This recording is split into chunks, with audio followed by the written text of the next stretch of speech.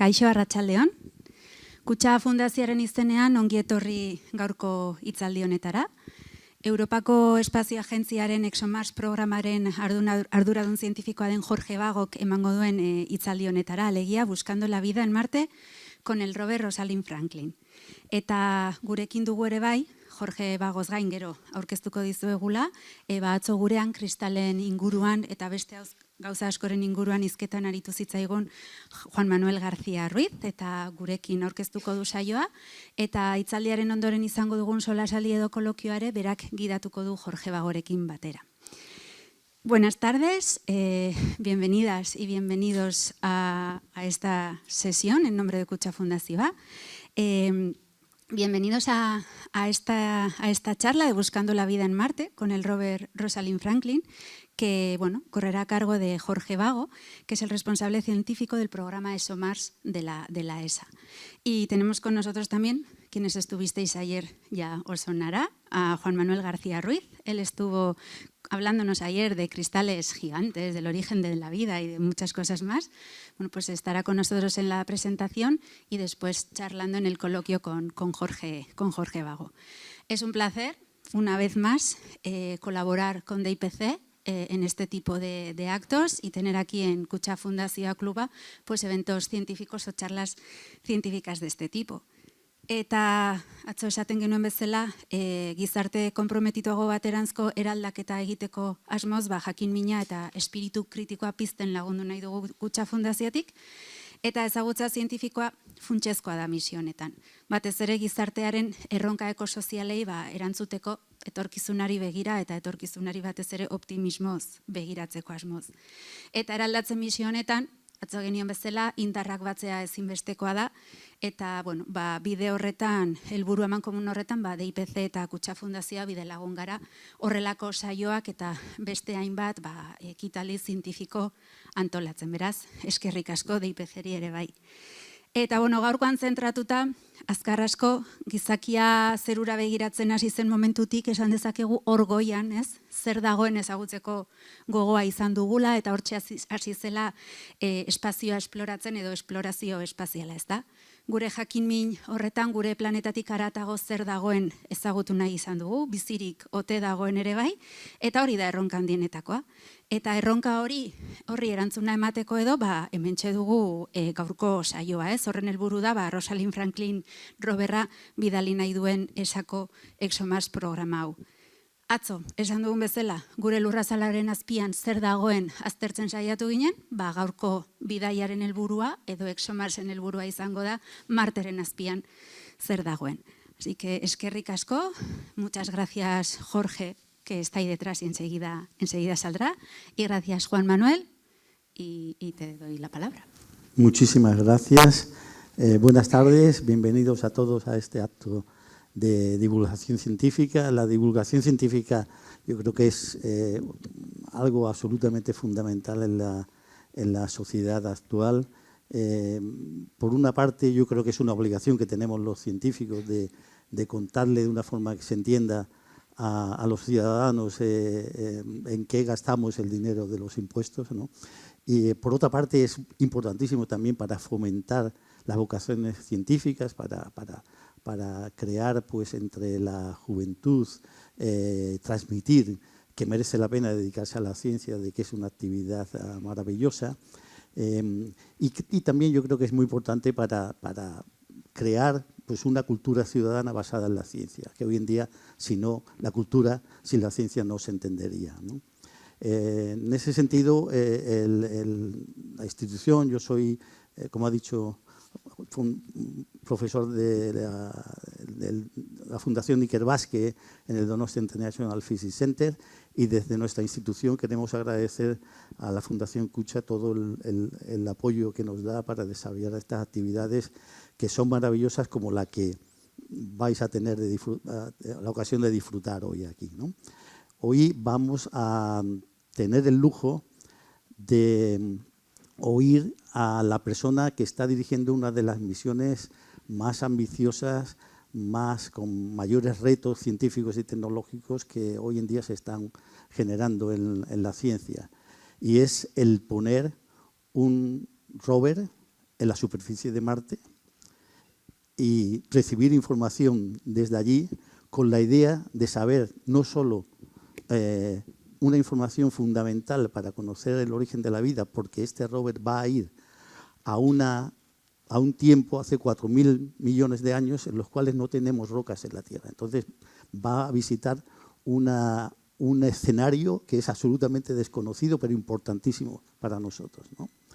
Y la idea es tratar de buscar evidencias de vida actual o de vida que se ha podido desarrollar en el pasado en Marte.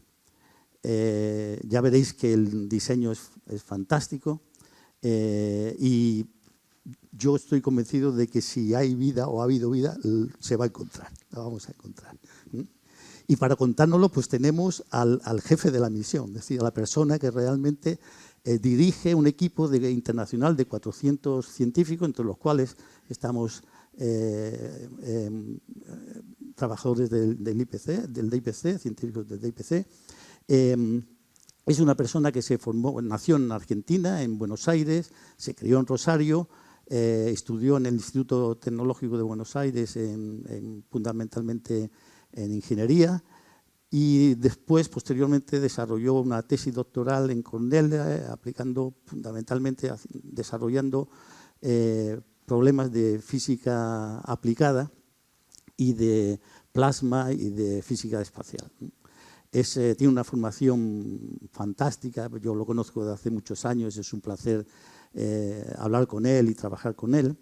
En 1992 lo contrató la Agencia Espacial Europea y desde 2002 pues, está desarrollando este proyecto, un proyecto tremendo, ambicioso, y es un proyecto que nos va a contar ahora con mucho detalle y ya veréis que vais a disfrutar enormemente de esta charla, ¿no? Entonces, para mí pues es un placer, para nosotros dos, un placer darle la bienvenida a Jorge Vago con vosotros.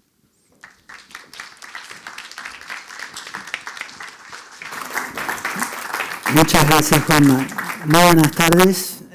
Quiero empezar por agradecer al DIPC por esta invitación para venir a San Sebastián y poder presentarles nuestro proyecto, nuestra misión, nuestra ambición de que sea Europa la que dé un paso fundamental en tratar de entender más acerca del origen de los planetas terrestres y ver si podemos encontrar vida en otro planeta.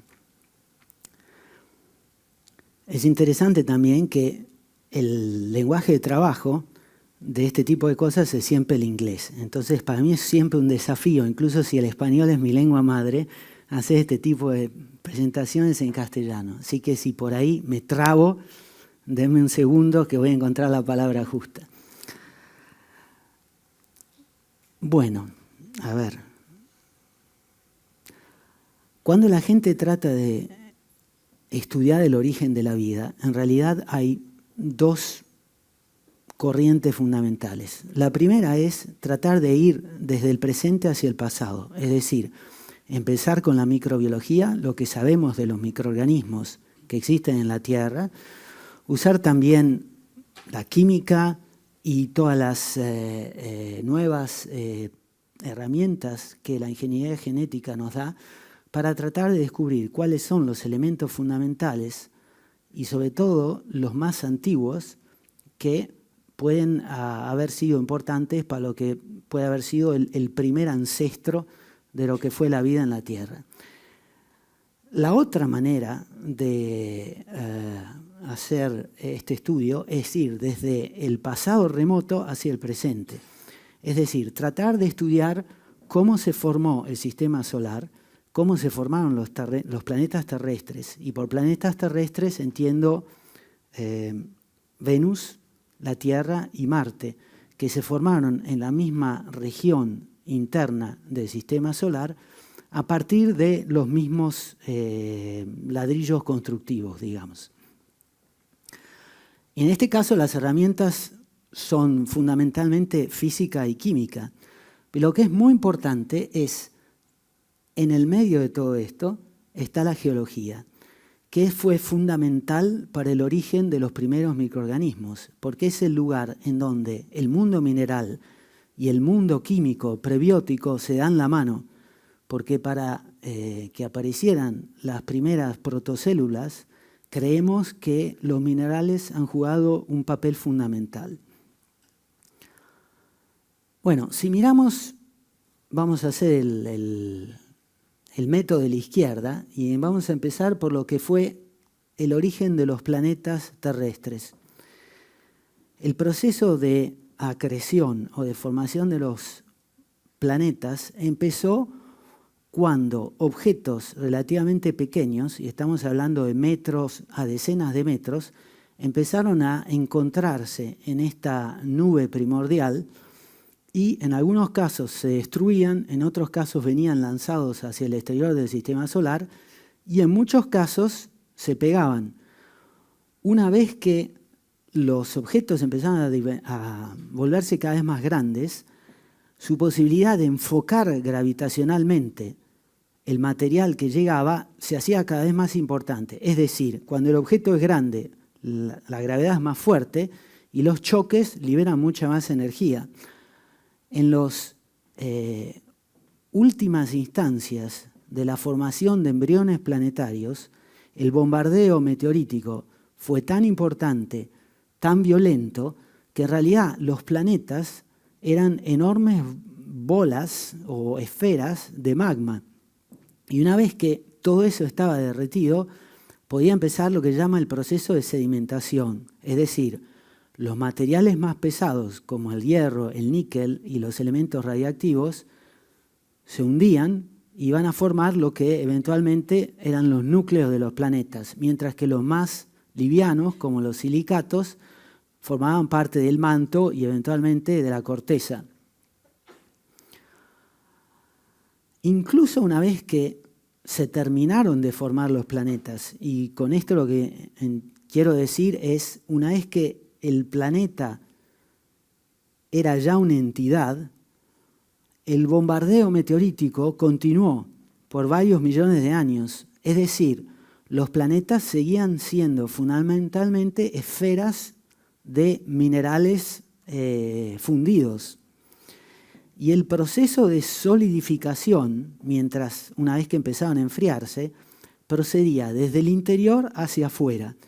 Y los gases que estaban disueltos en ese magma empezaban a burbujear. Y esos gases fueron los que formaron las primeras atmósferas primordiales. Si ustedes hubieran podido caminar en la superficie de la Tierra hace 4.600 millones de años, no hubieran podido ver mucho porque había vapor por todos lados, vapor de agua, y en realidad la superficie estaba dominada por la presencia de lavas. Las atmósferas que salieron de ese proceso de enfriamiento eran supercríticas.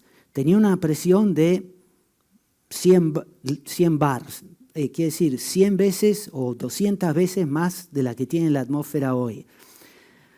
¿Y qué quiere decir que eran supercríticas? Que eran gas, una atmósfera de un gas que está muy, muy caliente, pero la presión era tan grande que las moléculas estaban forzadas a comportarse como si fueran un líquido. La atmósfera de Venus todavía hoy es así.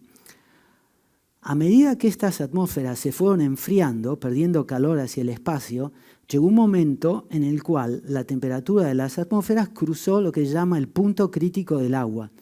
Ese es un cambio de fase en el cual el gas o este gas supercrítico no es más capaz de mantener todo ese vapor en estado gaseoso y entonces condensa, pero condensa de manera inmediata. En una cuestión de horas a días hubo una especie de diluvio bíblico y el planeta entero se cubrió de agua. O sea que en ese principio la Tierra no había tierras emergidas. Por millones de años estuvo enteramente cubierta de agua.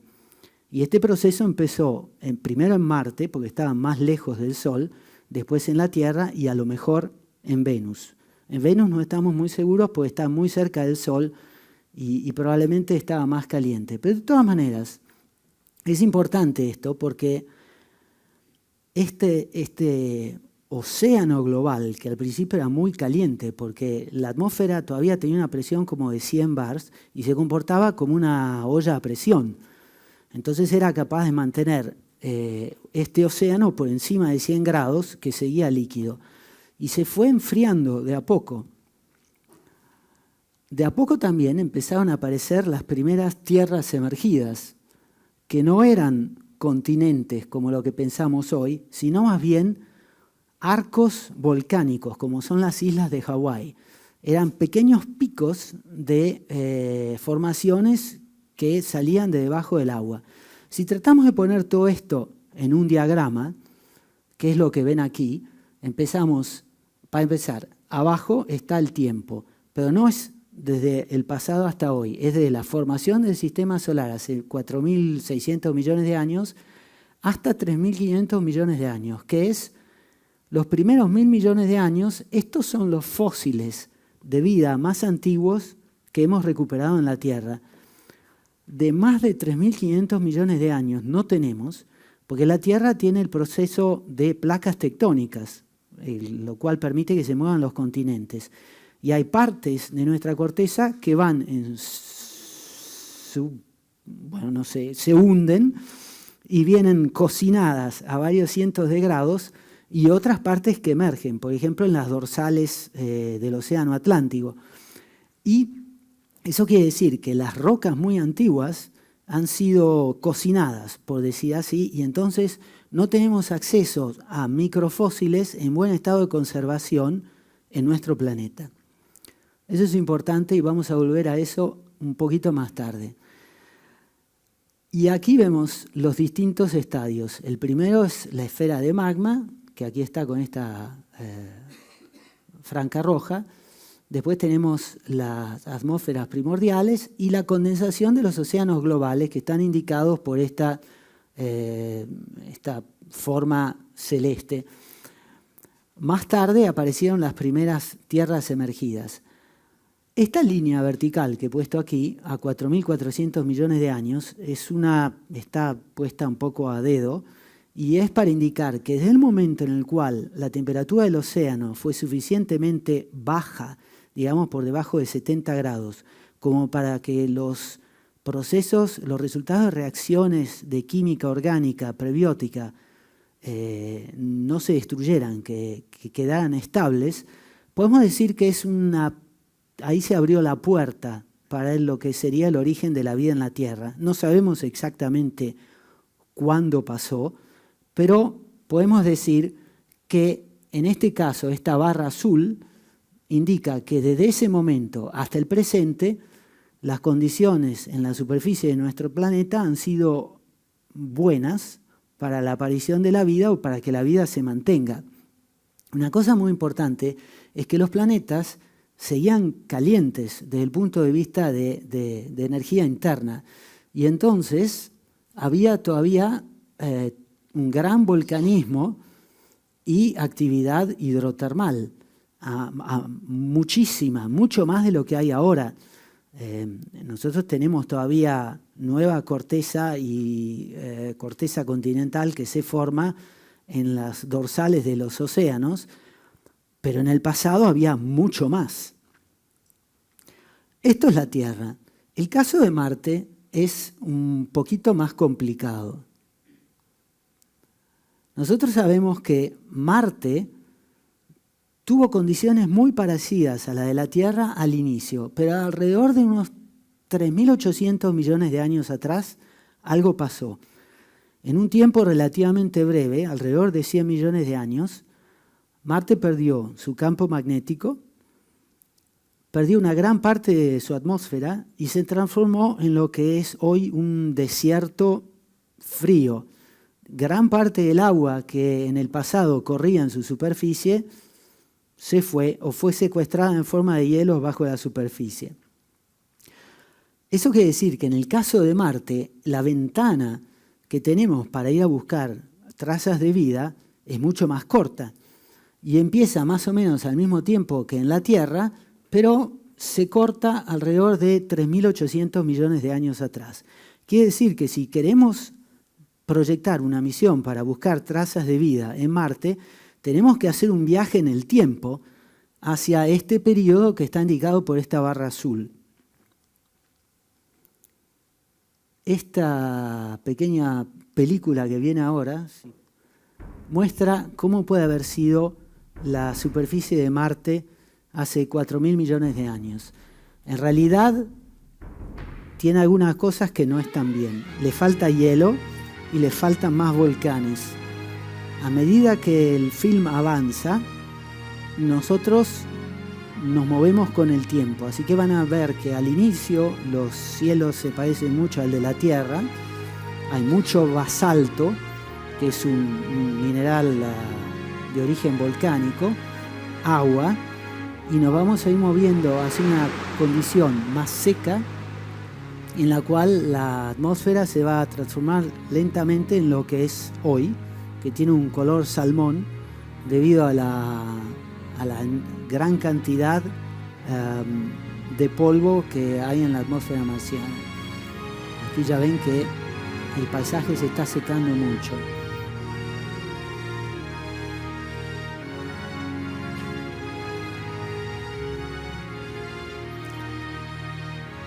Y hoy, en un día de calor en la superficie de Marte, a mediodía podemos tener entre 0 y 10 grados de temperatura, pero a la noche la temperatura baja 100 bajo cero, porque la atmósfera es muy, muy sutil. Tiene una presión de solo 6 milibares, como la que tenemos nosotros aquí a 30 kilómetros de altura. Y esto es lo que es Marte hoy. Por eso es que queremos ir hacia atrás. Una cosa muy importante, entonces, es esta palabra, habitabilidad, que es el conjunto de condiciones que hacen que un determinado medio ambiente o lugar geográfico sea propicio o para la aparición de la vida o para mantener la vida en el caso de que haya ya microorganismos capaces de metabolizar. La otra cosa que nos interesa mucho es la preservación. Ya, demasiado. ¿Qué quiere decir la preservación? Preservación es cómo esas biotrazas que nosotros queremos estudiar han hecho el viaje en el tiempo, de 4.000 millones de años atrás hasta el presente. Procesos que las pueden afectar son, por ejemplo, altas temperaturas o ser expuestas a agua o a radiación, y todo eso acumulado durante cientos de millones de años. Entonces es crucial que el lugar en el que vamos a aterrizar y hacer investigaciones haya estado en determinadas condiciones que permiten preservar las trazas de vida. No les voy a contar de todas las misiones que han ido a Marte hasta ahora porque han sido unas cuantas, pero me quiero mencionar Phoenix, que es una misión que se lanzó en el 2007 y aterrizó en las llanuras subboreales cerca del Polo Norte, en Marte. ¿Y por qué es importante? Porque por primera vez llevó consigo un laboratorio de química analítica húmeda. Tengo eco. Y por primera vez encontró en el suelo marciano unas sales muy especiales que se llaman percloratos. Aquí ven un catión de perclorato. Esta es solo una parte de la molécula. La sal generalmente puede ser perclorato de calcio, perclorato de sodio, hay de distintos tipos. Pero en la parte de perclorato tiene el cloro en el medio y una pirámide con 4 oxígenos. Esto es una molécula inerte que no hace mucho, a menos que no se la caliente. Por ejemplo, nosotros la usamos como oxidante en los motores sólidos del Ariane 6, en los cohetes. En ese caso es perclorato de amonio.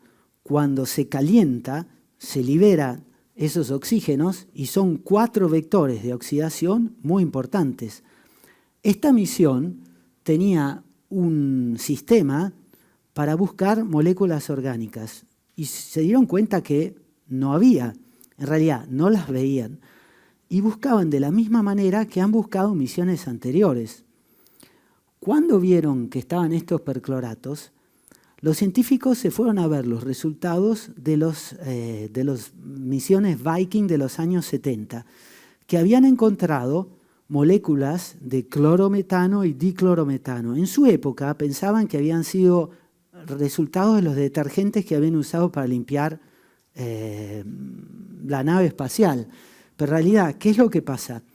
Cuando se disocia el perclorato, el cloro se queda atrás y él también se quiere asociar a alguien. Entonces se encuentra la primera molécula orgánica simple, por ejemplo el metano, y hace clorometano. ¿Por qué fue importante esto? Porque después Curiosity, otro rover de la NASA, que aterrizó en otro lugar totalmente distinto, también encontró moléculas clorinadas. ¿Qué nos quiere decir eso? Que por años, por casi 40 años, hemos buscado vida en Marte usando el mismo método, que es un pequeño horno en el cual ponemos la muestra y lo calentamos para hacer salir las moléculas orgánicas. Pero calentando la muestra, lo que hacemos es disociar estos percloratos y el oxígeno oxida y transforma en dióxido de carbono lo que queremos estudiar. Es como si nos estuviéramos disparando en los pies, porque hacemos misiones complicadas para ir a buscar señales de vida y el método con el cual tratamos de estudiar las moléculas orgánicas las destruye. Les menciono esto porque hemos aprendido de todas estas misiones y por primera vez nuestra misión lleva un sistema especial para poder extraer estas moléculas sin destruirlas.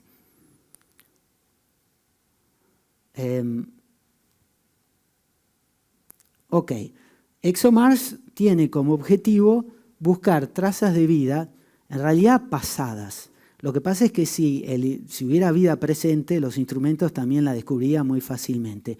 No creemos que haya vida presente en el lugar donde vamos a aterrizar porque no hay suficiente agua líquida para que los organismos puedan, si los hay, pudieran metabolizar. Ahora vamos a describir un poquito qué es lo que lleva la misión y qué es lo que la hace especial. Aquí les muestro algunos de los elementos. Esto es una especie de nave con forma de disco que lleva la cápsula en la cual está el aterrizador. Dentro del aterrizador está el rover. Y esto es lo que sería el rover en la superficie de Marte. Íbamos a lanzar en 2022, pero íbamos a lanzar con los rusos, usando un cohete ruso. Y cuando estábamos a una semana de ir al lanzamiento, cuando invadieron Ucrania. Así que tuvimos que parar con todo y postergar el lanzamiento al 2028 para poder desarrollar la parte del aterrizador que yacía en Rusia en Europa. Así que nos va a llevar un poco más de tiempo poder lanzar Rosalind Franklin a Marte.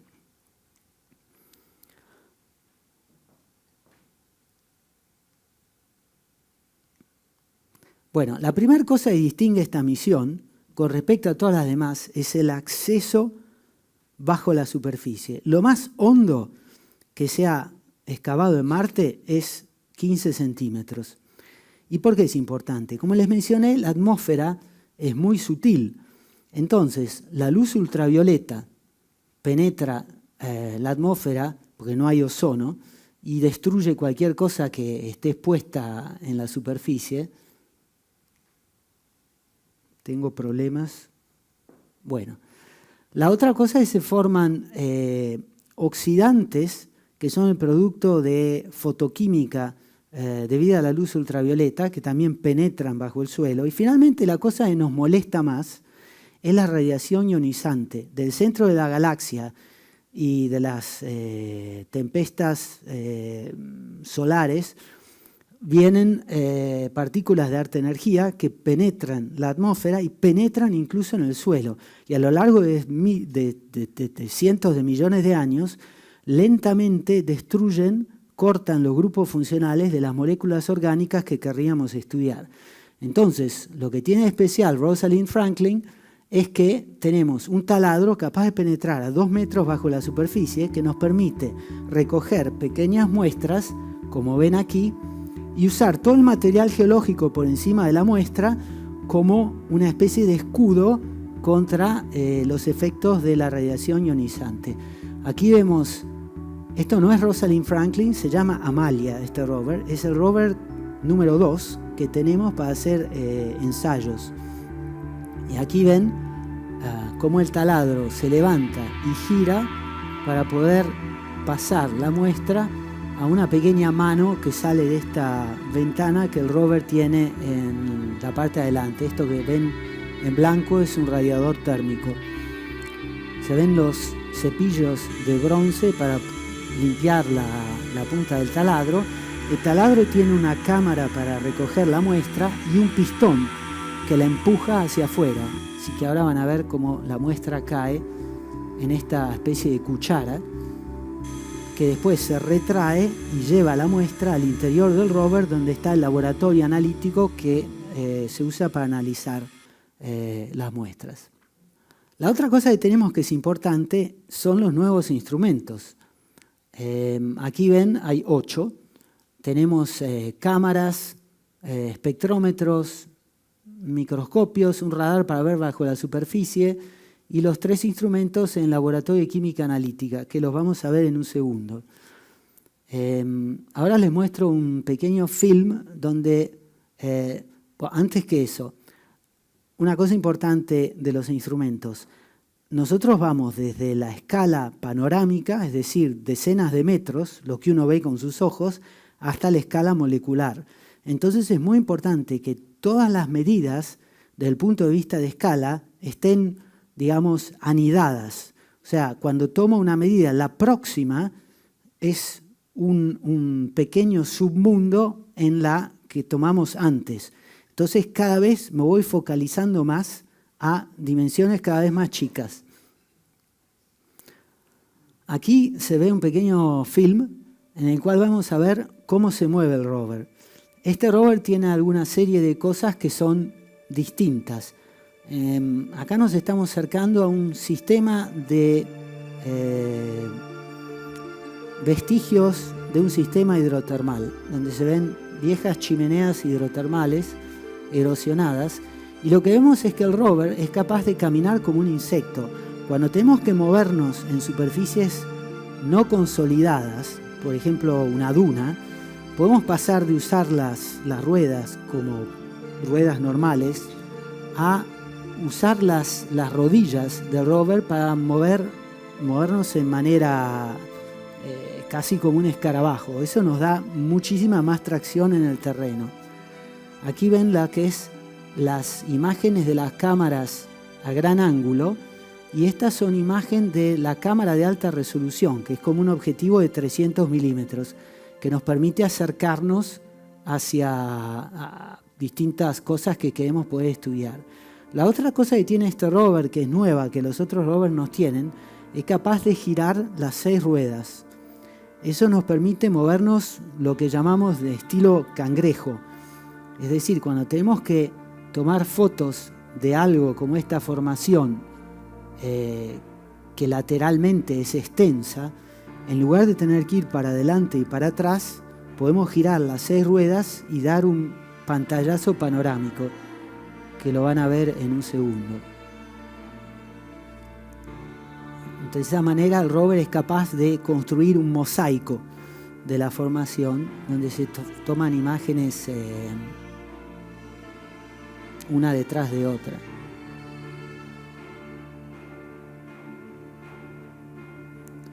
Y las cámaras están situadas en la cabeza del mástil, que puede rotar 360 grados y también con distintas inclinaciones. Aquí, por ejemplo, es interesante ver los orificios de donde salían los gases en este sistema hidrotermal. Si tenemos suerte, esperamos encontrar algo así. Y el espectrómetro infrarrojo nos da una idea de cuál es la composición mineralógica. Esta especie de cámara microscopio que tenemos tiene un sistema de espejos muy ingenioso. Cuando el taladro está estacionado, mira hacia adelante, y cuando el taladro se levanta, los espejos le permiten tomar imágenes en posiciones diferentes. Y vamos a ver eso en este otro pequeño film. Una cosa muy importante es el taladro es como una pequeña plataforma petrolífera. Tiene 4 segmentos que hay que montar para poder llegar a 2 metros de profundidad. Y nos lleva alrededor de 5 días poder taladrar tanto. Entonces una cosa fundamental es saber qué es lo que hay bajo la superficie. Para poder estudiar eso tenemos un radar de penetración de suelo.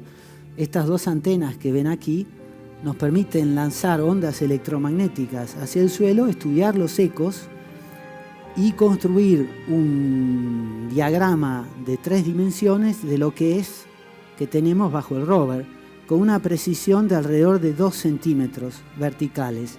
Es muy importante porque eso podemos usar para saber a qué profundidad tenemos que ir para recoger la muestra que nos interesa. Aquí vemos a Clupy, el microscopio, mirando hacia adelante. Y ahora vamos a ver el proceso de tomar una muestra desde la superficie. Este es el Clupy, la cámara microscopio.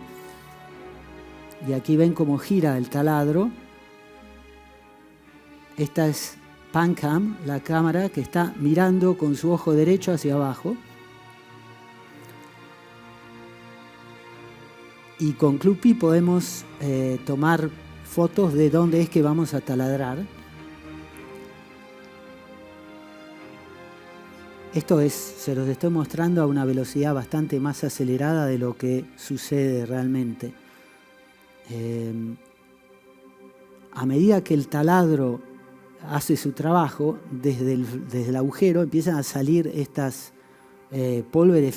polvos finos, que son los resultados del proceso de desagregación mecánica que genera la punta del taladro.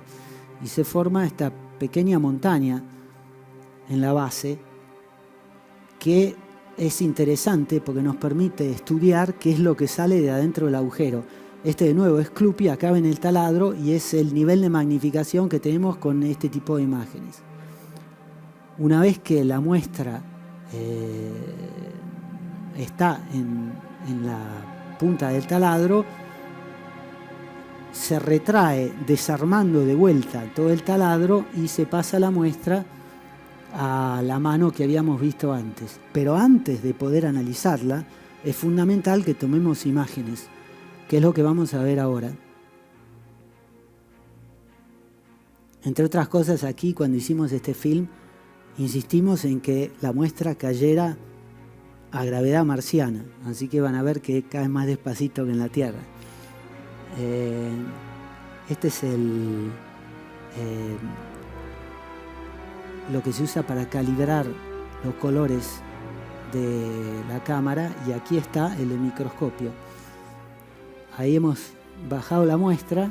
Primero vemos cómo ve la cámara a gran ángulo el ojo derecho. Así se ve la muestra desde arriba del mástil. Después la cámara de alta resolución. Y finalmente, Clupy, moviendo la mano, podemos generar distintos mosaicos para ver la muestra a gran resolución. Después esta mano se va hacia adentro y el día después empieza lo que es el análisis de la muestra en sí.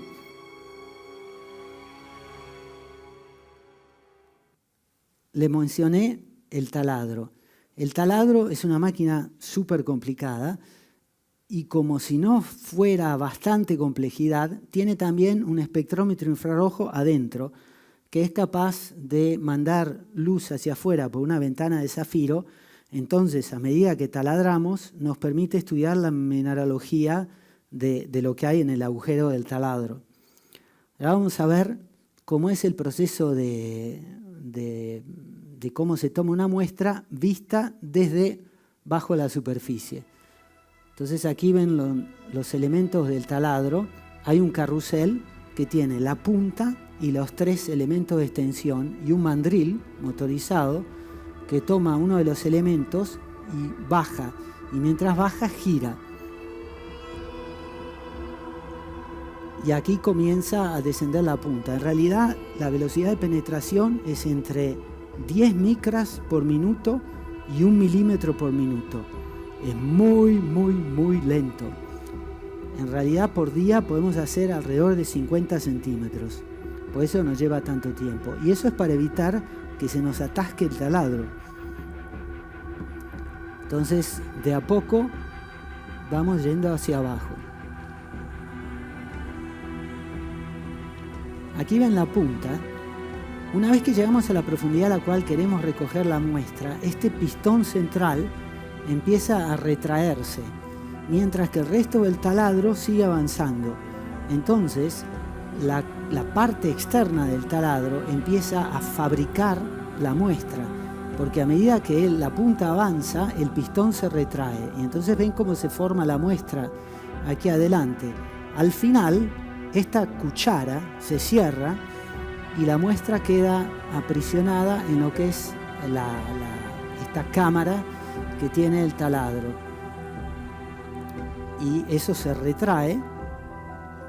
Y generalmente durante el proceso de retracción es cuando utilizamos MAMIS, que es este espectrómetro infrarrojo, que nos permite tomar muestras y fabricar un mapa mineralógico de lo que hay bajo la superficie, que es importante porque la temperatura bajo la superficie es alrededor de 60 bajo cero continuos, que es la promedio entre el día y la noche.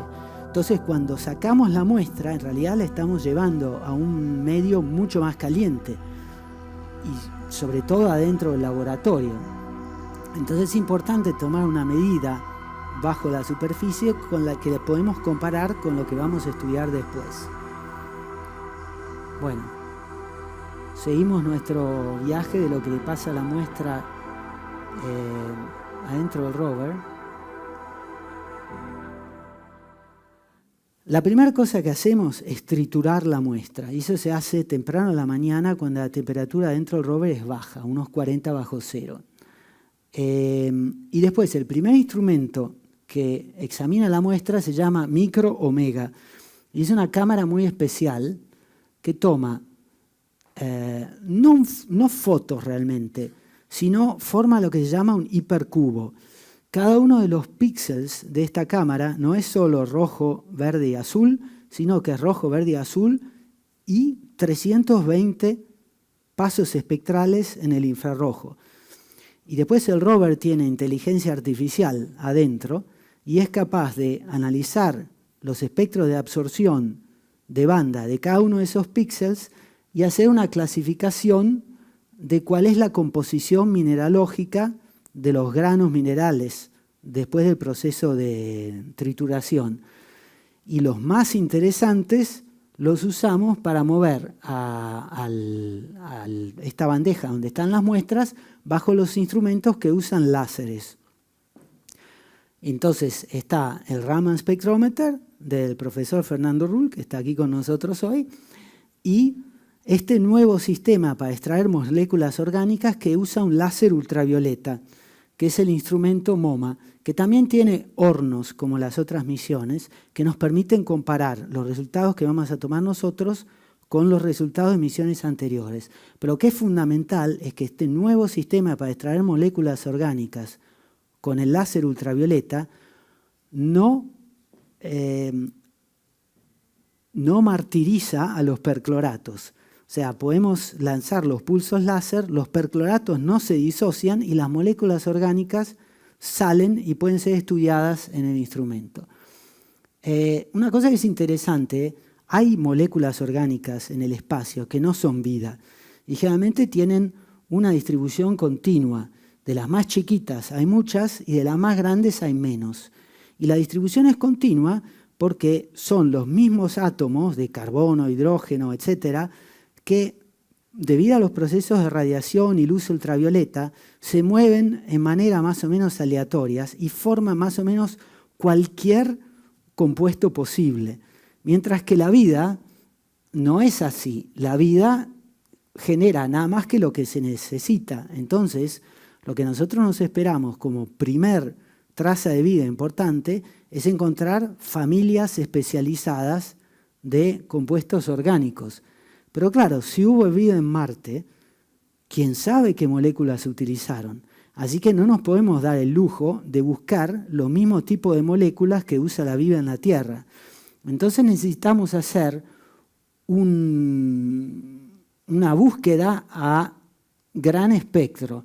Y eso es lo que queremos hacer con MoMA, que es el instrumento que usamos para buscar y analizar moléculas orgánicas, que es el instrumento más grande que tiene el rover. A ver, otra cosa es muy importante. En la Tierra, la vida, como la conocemos nosotros, usa de las moléculas que normalmente en el laboratorio se forman con dos conformaciones espaciales, como la mano derecha e izquierda, nosotros usamos la versión izquierda de los aminoácidos y la derecha de los azúcares. Entonces, si ustedes, por ejemplo, quieren ponerle azúcar al café y que se sienta dulce, pero no quieren engordar, pueden usar el azúcar de la otra conformación. También es dulce, pero se va del cuerpo. Y eso es muy importante, porque en la Tierra esto es una característica que tiene la vida. Y es otra de las cosas que podemos buscar con nuestra misión. No sabemos qué moléculas podemos encontrar, pero sí queremos estar seguros de que si las hay de distintas conformaciones espaciales, podemos ver si hay preponderancia de una de las dos. Bueno, este es el instrumento o parte del instrumento en MoMA. Y les quiero mencionar una última cosa que es importante.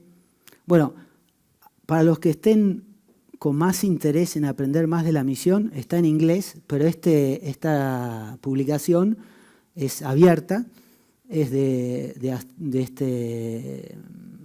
revista científica que se llama Astrobiología. Busquen el número de junio-julio del 2017 y está descrita toda la misión y todos los instrumentos. La otra cosa es muy importante, es cómo montamos el laboratorio de química analítica. Aquí lo ven, nos llevó un año hacer pasar todos los elementos, cada tuerca, cada tornillo, cada pequeño elemento pasaba por este tren que ven, que tiene 4 cámaras, donde todo venía etiquetado y estaba esterilizado para que no tuviera ningún tipo de molécula orgánica terrestre. Y la gente ha montado todo desde afuera, usando estos guantes que se ven aquí. Cada vez que la gente trabaja en los elementos de la parte de lo que es detección de vida, se tiene que vestir un poco como astronautas. Esta es la parte interna, es la última foto que se sacó antes de cerrar lo que es el laboratorio del rover. Aquí ven el carrusel con los 32 hornos. Este es donde se dosifican las muestras y aquí no están todavía los instrumentos. Este es el laboratorio ya totalmente montado con los instrumentos y la electrónica.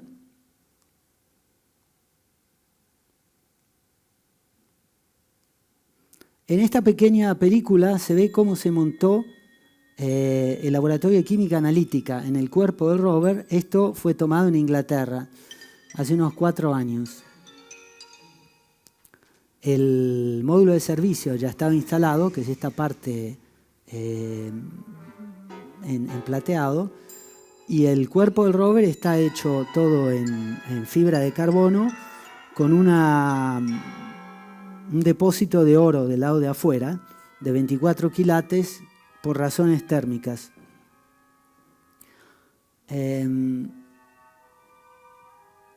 Seguimos adelante. Esto es el nivel de densidad que tiene el rover adentro. De nuevo, aquí está el módulo de servicio y aquí está el laboratorio. Y estas eran las primeras fotos que se tomaron con la cámara. Aquí ven a los ingenieros que estamos mirando de afuera y la gente que está trabajando en el rover adentro.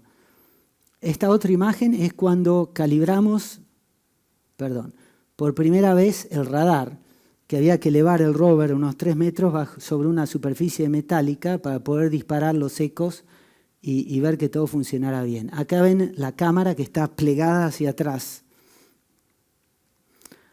Aquí está la parte de atrás de la cápsula y la gente trabajando en el sistema de locomoción. Las ruedas son flexibles, tienen todo un sistema de resortes en titanio para poder aumentar la superficie de tracción con el suelo. La última cosa que quiero mencionar antes de terminar es el sitio de aterrizaje, porque es muy especial.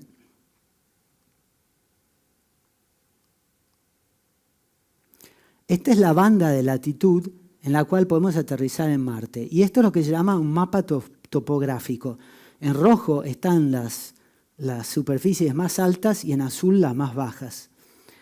Y una cosa es muy loca de Marte es que el hemisferio sur es muy antiguo, lo ven que está lleno de cráteres, tiene una edad media entre 4.000 y 4.100 millones de años, y el hemisferio norte es mucho más moderno y es mucho más bajo.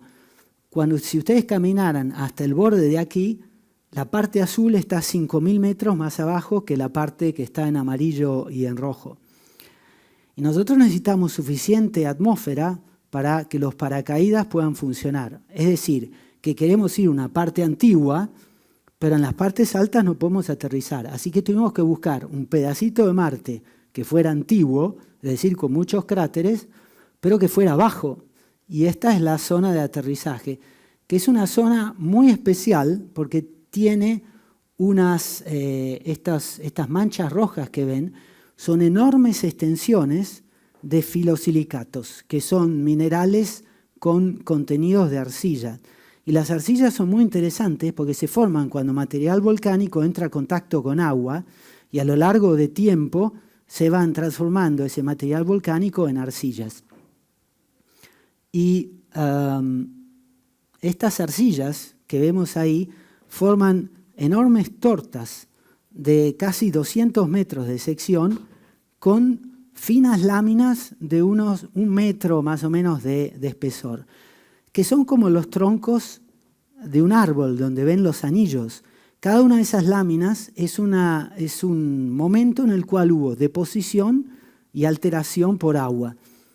Y es muy interesante porque el lugar donde vamos a aterrizar tiene muchas de las arcillas de la parte más baja, o sea, las más antiguas. Y es un lugar que ha tenido una vida, por decir así, muy interesante. Y fundamental, ¿se acuerdan de este diagrama que les mostré al inicio? Aquí ven las arcillas que tenemos en el sitio de aterrizaje en Oxyaplanum, y aquí les muestro cuáles son los terrenos donde han aterrizado misiones anteriores. Curiosity en el cráter Gale y Perseverance en el cráter Jezero. Y nosotros vamos a hacer la primera misión que va a ir por primera vez a este periodo más propicio para la vida en la historia de Marte, entre 4.000 y 3.800 millones de años atrás. Pensamos que el sitio de aterrizaje pueda haber estado asociado con un océano, esto ha ido demasiado adelante, porque esta, digamos, es la corteza primordial y tenemos esta especie de sucesión de finas placas de arcilla, pero en la parte más al sur de la elipse de aterrizaje hay un delta que es más nuevo, es más moderno, tiene 100 millones de años más moderno que las arcillas. Y los deltas se forman cuando uno tiene un río que transporta sedimentos, están suspendidos por movimiento browniano gracias a la velocidad de flujo del agua, y cuando esas aguas del río entran en un lago o en un mar, donde no pueden moverse a la misma velocidad, esas partículas precipitan, y es lo que forman los fórceps del delta que después nosotros podemos estudiar. ¿Qué quiere decir? Que para que ese delta se haya podido formar, todo este lugar tiene que haber estado sumergido en agua, digamos, con una profundidad entre 10 y 100 metros, que eso lo hace muy interesante. Ha sido un lugar que ha sido cubierto por otros sedimentos. Hace unos 2.500 millones de años atrás fue cubierto por cenizas volcánicas que con el tiempo se han ido erosionando, y esas cenizas volcánicas nos dieron más protección contra los daños de la radiación ionizante. Así que es un lugar realmente muy especial. Aquí les muestro cómo se han formado unas mesetas que se parecen un poco a lo que se ve aquí. Esta es una región que existe en Estados Unidos, entre Estados Unidos y Canadá, donde durante las eras glaciales y con el flujo de ríos se ha erosionado el terreno, que da lugar a la formación de estas mesetas y mesas. Y en el lugar donde vamos a aterrizar se ha dado también, primero por procesos de infiltración de agua y después por circulación de agua en superficie y a lo mejor de hielos también. Bueno, ¿cuándo lanzamos? Tenemos 2 ventanas de lanzamiento. La primera es en septiembre, octubre del 2028. Y aquí vemos el tiempo de lanzamiento. Nosotros queremos aterrizar en primavera o verano, porque necesitamos un rover con paneles solares, para que haya más luz en los paneles solares y podamos generar más energía. O sea, que si usáramos lo que es la trayectoria normal de 9 meses para ir a Marte, aterrizaríamos en invierno, y eso no es bueno. Entonces usamos una trayectoria especial que le da 1,5 veces la vuelta al Sol para poder llegar a Marte un poco más tarde, pero en la primavera. Esta es la primera ventana de lanzamiento, y tenemos una segunda unos meses más tarde, que incluso si lanza más tarde, llega más temprano. Y en ese caso lo que hacemos es vamos a Marte en 9 meses y hacemos lo que se llama una maniobra de asistencia gravitacional, donde pasamos cerca de Marte y salimos lanzados por afuera del plano del sistema solar y volvemos a Marte 6 meses más tarde. Pero con eso ganamos un poco de velocidad, entonces podemos aterrizar antes. Este es el lugar de aterrizaje. Aquí ven las elipses, porque uno apunta al medio, pero en realidad nunca estamos muy seguros cuál es la densidad de la atmósfera y si hay viento o no hay viento. Entonces generalmente tenemos una elipse de incertidumbre. Apuntando al centro, sabemos que vamos a caer con 99% de probabilidad en algún lugar de esta elipse. Y lo que ven en rosa son las arcillas, que es lo que queremos estudiar, y en violeta son estas formaciones volcánicas que les comenté, donde definitivamente no queremos ir, porque son muy peligrosas para el rover, porque tienen piedras muy afiladas, como en Lanzarote, por ejemplo. Esas son las elipses de digamos, el lanzamiento nominal, y después tenemos las otras que son las de la segunda ventana. Bueno, este es el equipo. En 2022 estábamos listos para lanzar, todo el mundo contento, y esperamos que en el 2028 estemos en las mismas condiciones.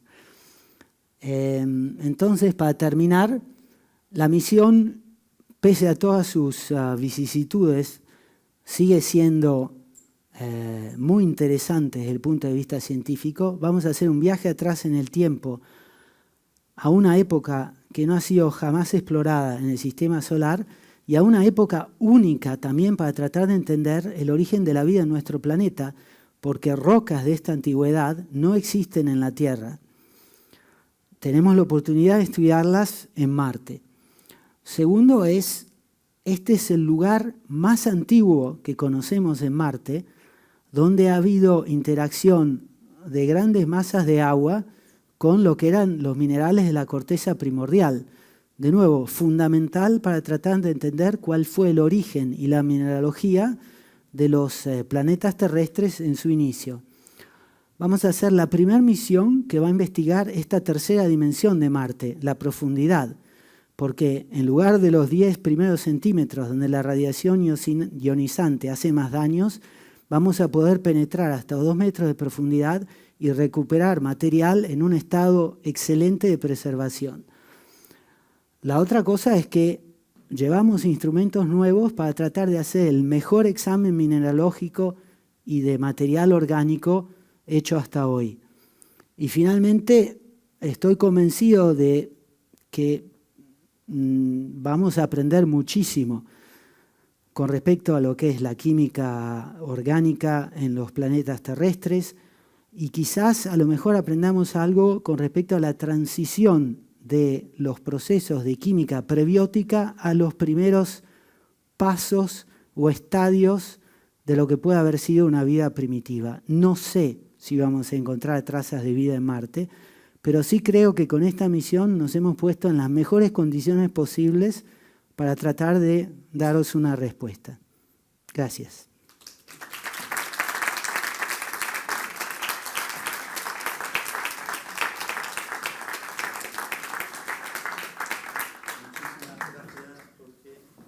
Fantástica charla.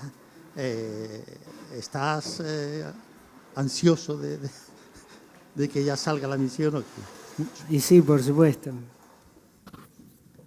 Y listo, preparado para Bueno, descubrimientos. Estamos usando el tiempo para mejorar algunas cosas. Así que si tuviéramos que lanzar hoy, tenemos todo medio desarmado. Hoy, pero hoy no va a ser. No, hoy no va a ser. Pero va a estar preparado para su momento, que Sí, por supuesto. va a ser algo fascinante, ¿no? Creo que sí. Está preparado para eso, para descubrimientos ahí. Seguro. ¿Y tú crees que si hay vida se va a encontrar? ¿Cuál es el riesgo mayor que tú ves en estas misiones es siempre el aterrizaje. Es muy complicado. cruzar los dedos? No cabe otra. Por supuesto. Sí. Ya se han perdido muchas misiones durante el aterrizaje en Marte. Es un planeta muy complicado, porque tiene ese poquito de atmósfera que nos hace la vida difícil. Es mucho más fácil aterrizar en la Luna, que no tiene nada, o en Titán, que tiene una atmósfera súper densa. Ahí con un pañuelo ya puedo aterrizar bien. Yo digo, un amigo astrofísico que decía, dice, no, o sea, que hay vida inteligente en Marte, seguro que no, porque si no, ya hubieran respondido, porque le hemos lanzado tantísimo, Sí. o sea, han fallado tantas misiones, ¿no?, que han aterrizado allí de mala manera que ya se hubieran cabreado. Entonces, sí, es así. No. Bueno, yo creo que vamos a dar la palabra al público, ¿no?, y para que preguntéis lo que queráis. ¿Tenemos micrófono por ahí? Sí, ahí llega. ¿Quién quiere preguntar? Uno en cada lado. ¿Alguna pregunta? ¿Comentario? ¿Sí? Hola Jorge, muchas gracias por esta charla, estuvo muy interesante. Y viendo que el proyecto, como contaba Juan Manuel, es un proyecto que partió hace tantos años, se puede decir como 20 años, ¿no?, que llevas trabajando en esto.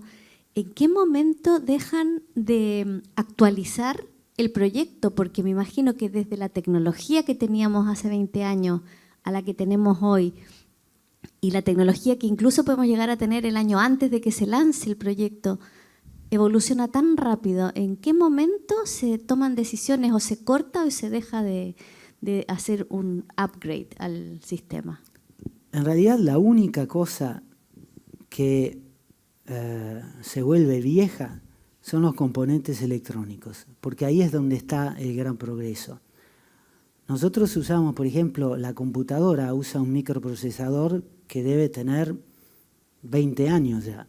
Como hoy en día nadie lo querría. Seguramente mi hijo diría, esto es un desastre, no puedo jugar a nada con este microprocesador.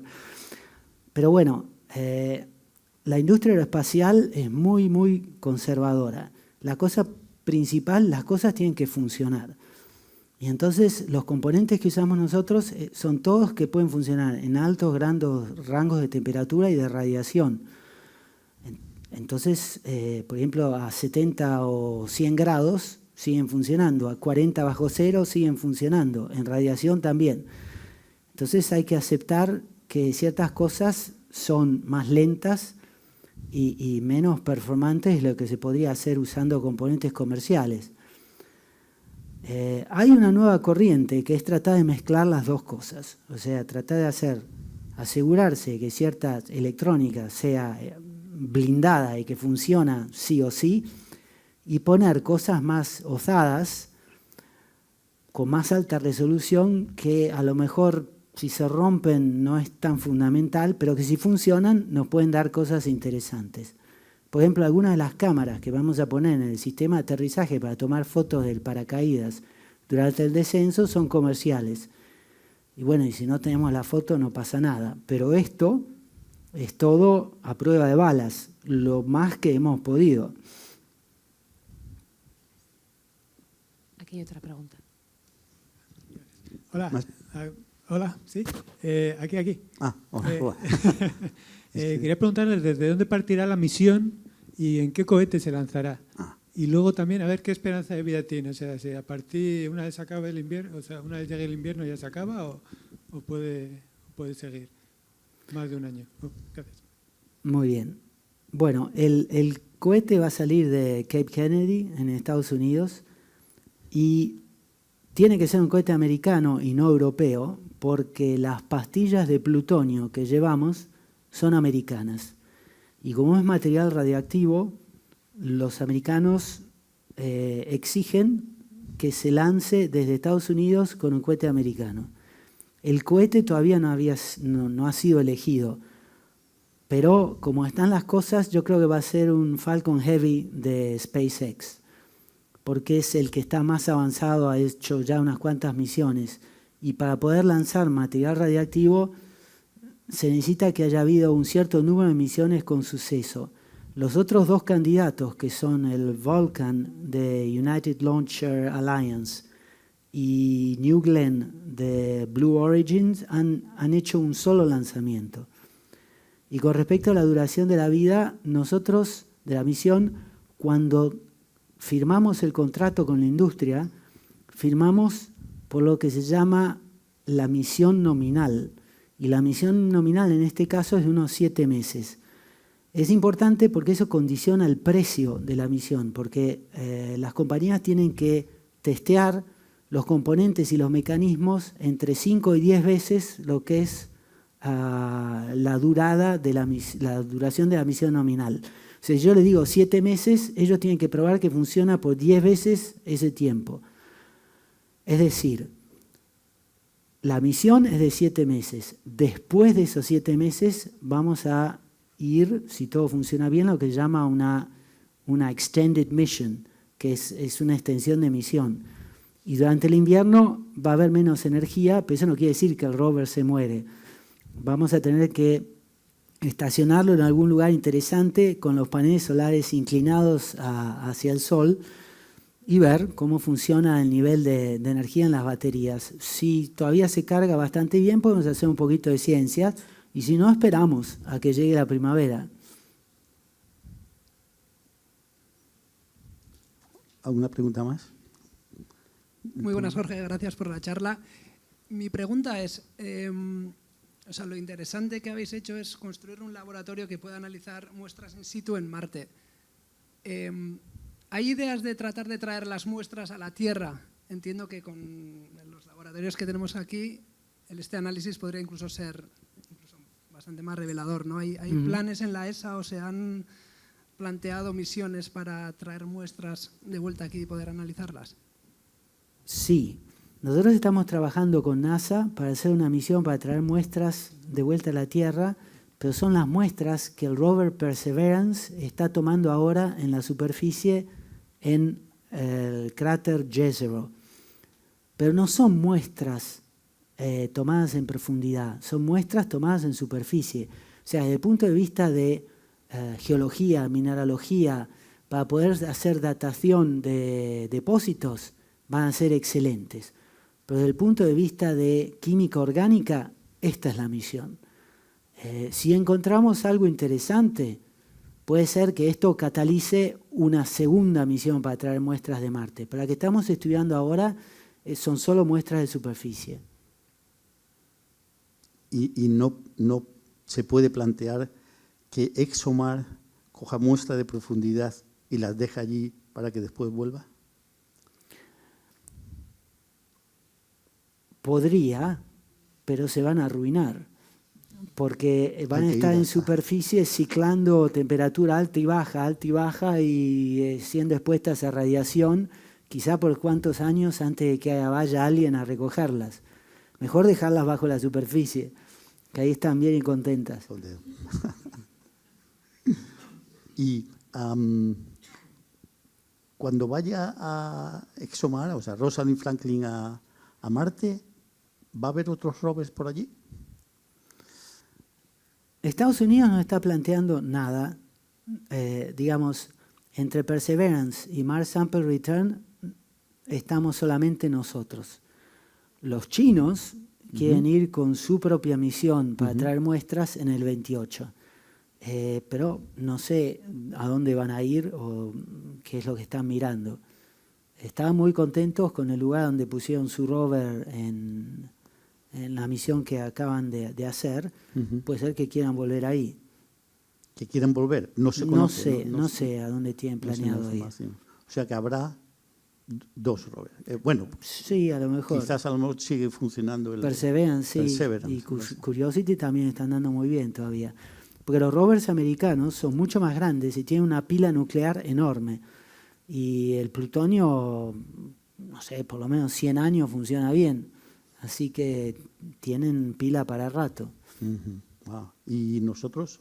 Nosotros no, porque hay que pagar un precio muy importante. La pila radiactiva que lleva Perseverance pesa lo mismo que nuestro rover entero, 350 kilos. Entonces el rover americano pesa 1000. La diferencia notable. Sí. Y de las muestras orgánicas que pueden ser relevantes para la vida, con los distintos aparatos que lleva, fundamentalmente de espectroscopía, ¿no? Y HPLC y gasomatógrafo, ¿hay algún... O sea, ¿tú estás contento con la capacidad de caracterización que tiene Rosalind Franklin, o hay algún tipo de molécula donde va a ser difícil de caracterizar? Bueno, a ver, es claro que en los laboratorios que tenemos aquí podemos hacer más y mejor. Que sea la resolución espectral o la sensibilidad son mejores en los laboratorios. Pero, claro, el aparato es de aquí hasta la pared y el que tenemos nosotros es chiquitito así. Entonces, ha habido un enorme esfuerzo para mantener las posibilidades analíticas en un espacio súper miniaturizado. Digamos, yo estoy súper feliz con lo que la misión y el instrumento pueden hacer, considerando los límites que teníamos de masa, de volumen, de energía. Creo que va a ser un gran paso adelante con respecto a misiones anteriores. Y la prueba está que Estados Unidos, NASA, tiene una misión en proyecto que están haciendo para aterrizar en Titán, una de las lunas de Saturno, con un helicóptero, y llevan una copia de nuestro instrumento. Y eso es para un lanzamiento en el 2027 y aterrizaje 10 años más tarde. Pues Saturno está lejos. Sí, pero bueno, Titán también es otro sitio que es muy interesante. Muy interesante, por varias razones. Sí. 160 bajo cero en Titán. 160 bajo cero. Sí.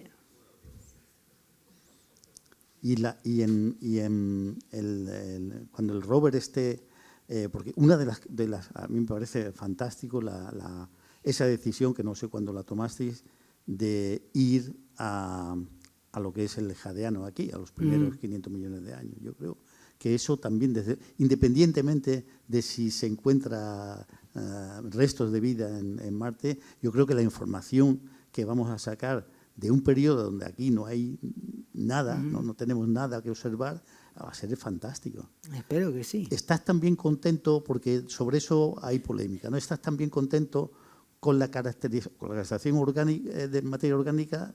Muy bien, ¿no? Con la caracterización mineralógica, ¿tú crees que va a dar...? También me hubiera encantado por tener un difractómetro de rayos X. A los cristalógrafos... Sí, y tratamos, porque en un momento teníamos un instrumento.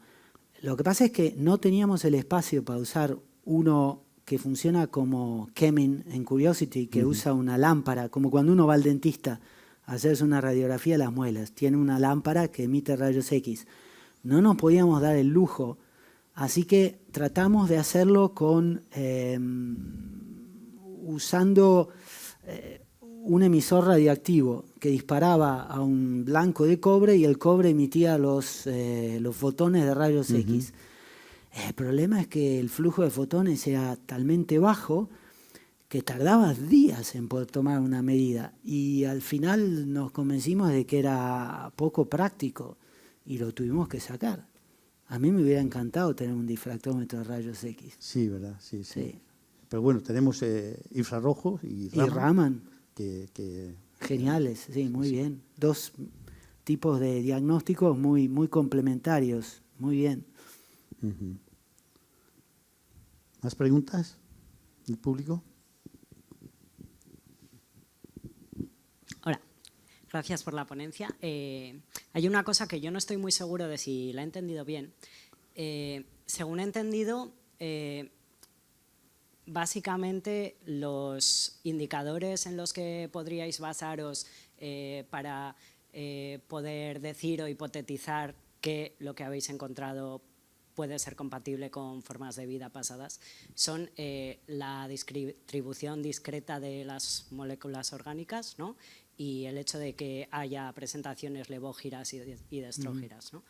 Pero ¿hasta qué punto esos dos indicios realmente quieren decir algo en cuanto a lo que coloquialmente nosotros conocemos como metabolismo y tal? Sí, es una excelente pregunta esa. Muy bien. Y has entendido estupendamente. Sí, y eso que mostré es una versión simplificada de lo que hacemos. En realidad hay una serie de cosas que podemos buscar que tomadas cada una de ellas singularmente no dan prueba suficiente. Pero si consigues demostrarlas todas, entonces empiezas a construir un cuerpo de datos interesante que te da más y más verosimilitud a lo que tratas de decir. Por ejemplo, otra cosa que podemos hacer es cuando haces espectrómetros de masa y miras a moléculas orgánicas, en algunos casos puedes encontrar lo que sería la huella de procesos enzimáticos. Por ejemplo, las membranas de las células tienen unas cadenas largas de compuestos que llaman alifáticos. Y esas, la célula usa una especie de cookie cutter para hacerlas, ¿no? Entonces tiene el mismo sello que repite muchas veces para construir esa especie de fideo largo. Cuando empiezas a ver que esos ordenamientos en lo que es tu señal de espectrómetro de masa, ese es otro indicio importante que ahí no lo mostré.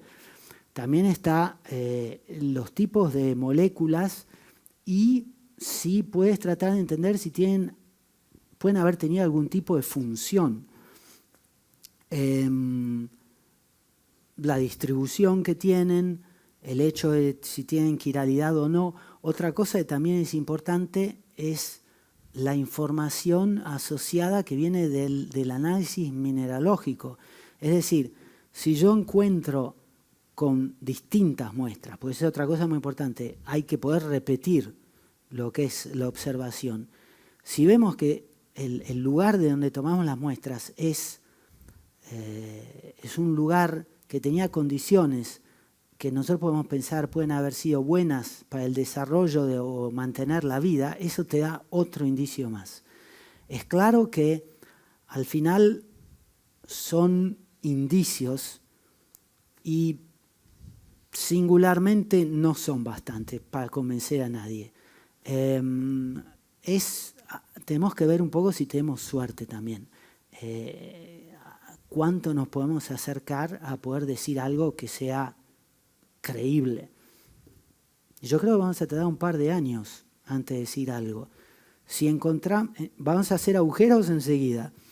Nos vamos a dar cuenta enseguida si encontramos material orgánico. Pero antes de que digamos si pensamos que hubo vida o no en ese lugar, tenemos que ser responsables. Así que vamos a analizar todo 10.000 veces antes de decir nada. Muchas gracias por la respuesta. Sí. Pero es una tarea muy difícil, muy difícil. Bueno, recordemos que el meteorito ALH 84001, ¿no?, que es un meteorito marciano, en el que NASA pues, se atrevió a decir hemos encontrado vida en Marte, fue portada en una revista pues, importantísima, que es la revista Science. Y Bill Clinton también salió bueno, a decir. Bill Clinton fue el primero que convencieron. Y de ahí nació en cierta medida la astrobiología. Sí. ¿No? Pero lo interesante es que, claro, la lógica que tenían, la lógica que usaban era una lógica que decía, bueno, hemos 5 pruebas distintas de que puede haber vida, de que podemos haber encontrado vida. Dice, cada una de ellas tiene una explicación alternativa inorgánica, pero todas en conjunto pues hacen que hay vida. Claro, es una lógica desde el punto de vista científico un poquito débil, ¿no? Y después se ha demostrado que efectivamente no tiene nada. Y eso, haciendo los estudios aquí en tu laboratorio, con las máquinas mejores que tenemos, con todo. Entonces, yo creo que hay una, como tú dices, una responsabilidad social importantísima, claro, porque esa es otra de las cosas que me gustaría saber tu opinión. ¿Qué significa el decir hemos encontrado vida fuera de la Tierra? Bueno, supongo que eso lo habéis hablado. Sí, es que es una... en ese momento nos tenemos que replantear un poco cuál es nuestra concepción de nosotros mismos en el cosmos. Y a mí personalmente lo que me interesa más es saber si en Marte, si hubo una segunda génesis, es decir, si el material químico que dio lugar a esos organismos es distinto del nuestro, quiere decir que la vida apareció ahí en manera independiente de la nuestra. Pues los planetas intercambian material meteorítico. Cuando cae un meteorito muy grande en Marte y salen piedras para todos lados, después de dar vueltas alrededor del Sol varios miles de años, algunas caen en la Tierra. Y es concebible que haya habido material que incluso puede haber sobrevivido el proceso de entrada atmosférica. A lo mejor, si hay vida en Marte, encontramos que de alguna manera estamos relacionados, por decir así. Pero de todas maneras, es un viaje fascinante para tratar de entendernos nosotros un poco mejor y cuán probable o improbable es que aparezca la vida en otros lugares. Sí. No seamos un punto singular en el universo. Sí. Sí, fantástico. Vamos a decir, yo creo que la responsabilidad es enorme y la dificultad, ¿no?, de decidir. Yo tengo un colega que es muy crítico y que trabaja también relacionado con el origen de la vida y dice, cada vez que comentamos, tenemos esto, no me creo nada hasta que no aparezca algo que por lo menos se arrastre. Pues yo creo que sería encontrar allí con él cuando bajes, ¿no? Sí.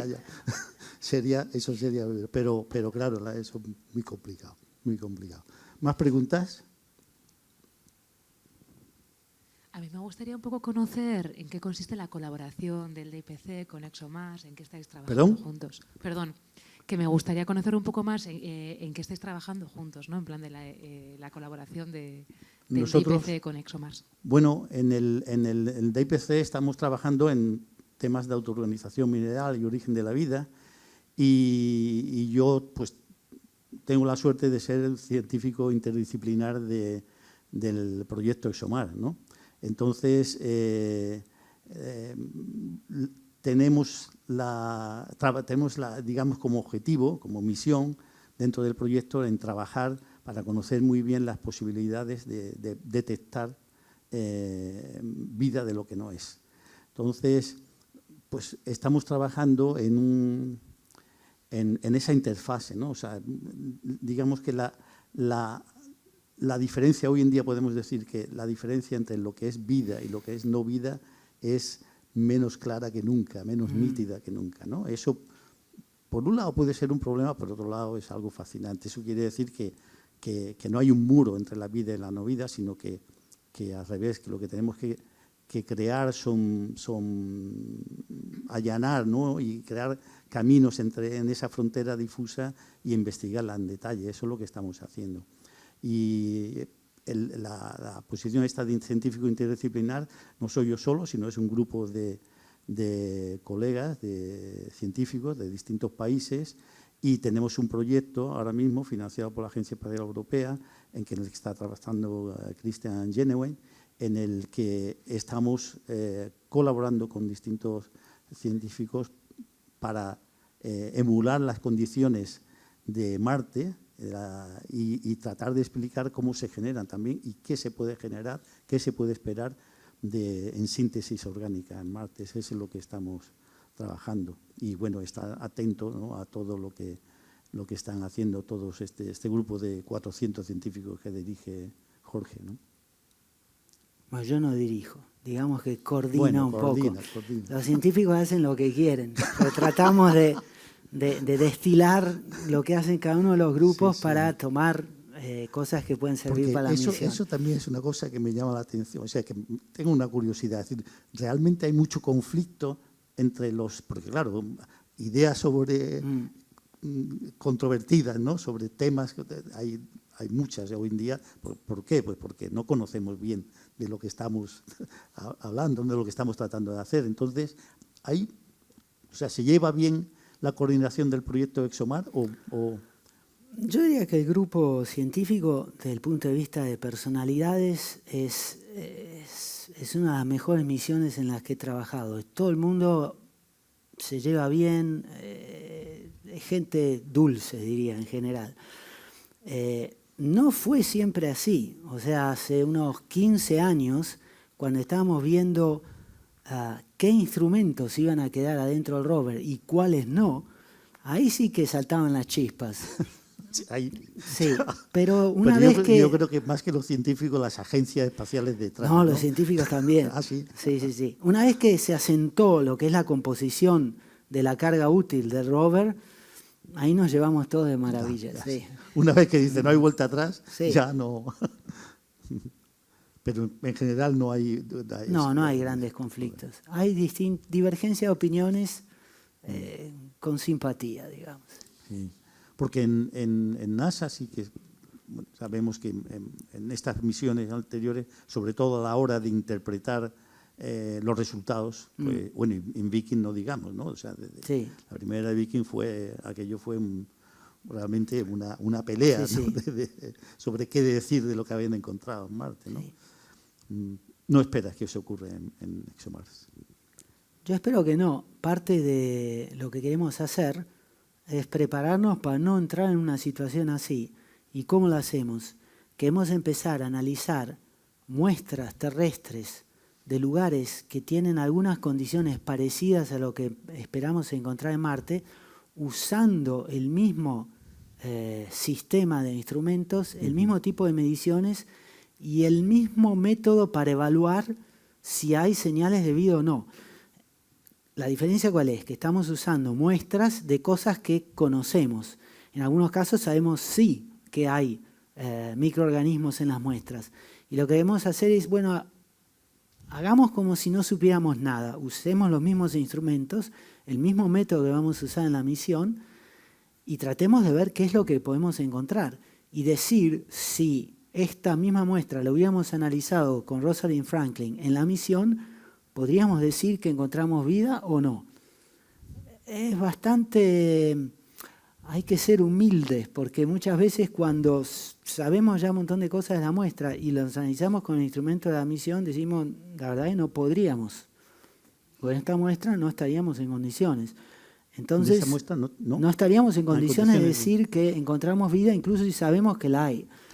Entonces, funciona, pero no siempre funciona como uno querría. Sí, sí. Bueno, hace poco se publicó, ¿no?, un artículo sobre esa materia oscura, materia orgánica oscura, ¿no?, Dark Organic Matter, ¿no?, que analizándola con los instrumentos de ExoMars no quedaban claros, ¿no?, lo que...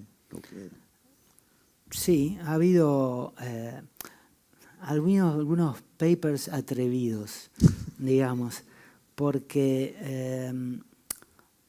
uno en particular, se dice el pecado y no el pecador, nos pidió que analizáramos unas muestras con los instrumentos, no encontramos mucho y dijo, no puede encontrar trazas de vida. Pero no era así, para empezar. Se lo dieron a la gente a oler la muestra así y se la sacaron, antes de que pudieran hacer un trabajo bien hecho, digamos. Y aparte que tampoco sabíamos para qué las iban a usar. Entonces, si no las hubiéramos analizado quizás con más empeño, digamos. Pero bueno, se aprende. ¿Alguna pregunta más? Pues si no hay más preguntas, Jorge, muchísimas gracias. No, gracias a ustedes. Muchísimas gracias por la charla, muchísimas gracias por la presentación, ha sido excelente, y muchísimas gracias por llevar adelante este proyecto de una forma tan... Yo lo puedo decir es que le he preguntado si él estaba contento con los científicos. Lo que yo sí puedo decir es que los científicos de la misión estamos encantados con este hombre, porque es una forma tan simple, tan smooth, ¿no?, tan suave de llevar la cosa, que es maravilloso trabajar contigo. Gracias. Gracias. Gracias. Muchas gracias.